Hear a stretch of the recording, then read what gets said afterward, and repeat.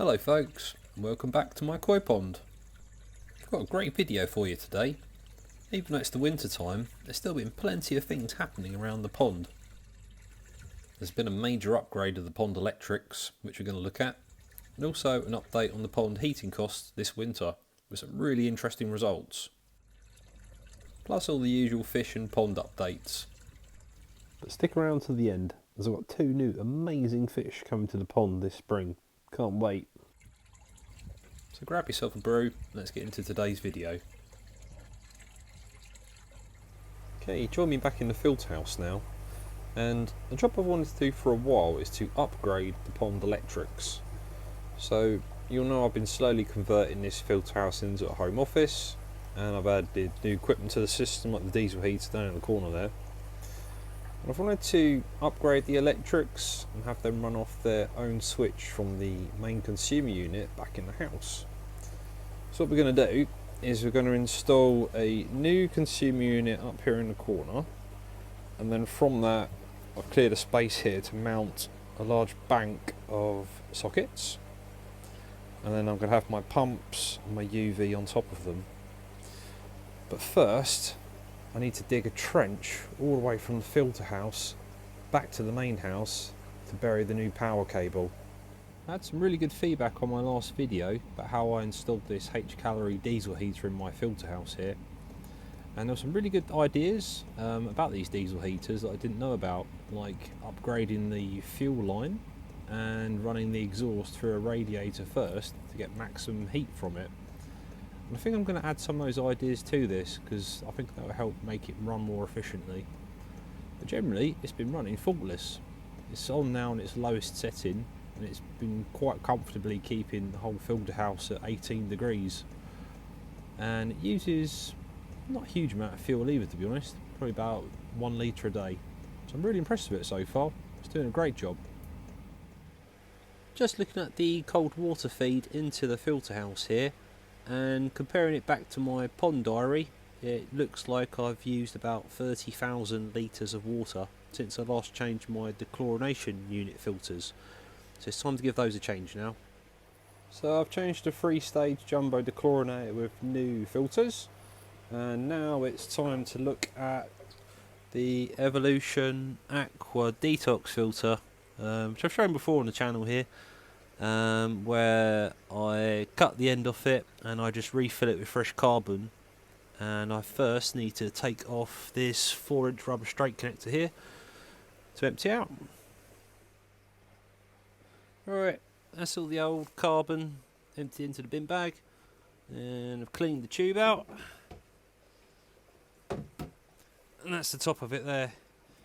You can see it's just a 4-inch rubber straight connector that clamps onto the top at one end, and then the other end you just put straight back over the tube and tighten it up, and that way you can keep reusing it and just change the carbon frequently. You can buy bags of fresh carbon from various places. This is good quality granulated activated carbon, and then I've just filled up tube back up to the top with the fresh carbon. I put the lid back on and then it's ready to go again. Don't forget, run it off into a bucket before it goes into the pond, so you don't put all this cold carbon dust into your water. Well, that's 30 metres of trench dug. Absolute nightmare, all the bricks and bits of concrete I found buried in the ground. But the trenching tool made a good short job of it. That's done now though. Time to lay the cable next. Over to the pond heating update now. We've had some mixed weather the last couple months, and there's some really interesting results to look at. So we had some real cold weather for the first part of January, with nights getting down to -5 or 6. You can see here the heater was working overtime, meaning this was my most expensive month for the winter so far, costing me £24.67. But you can see here that February was a completely different story, and it only cost me £10.16 the whole month.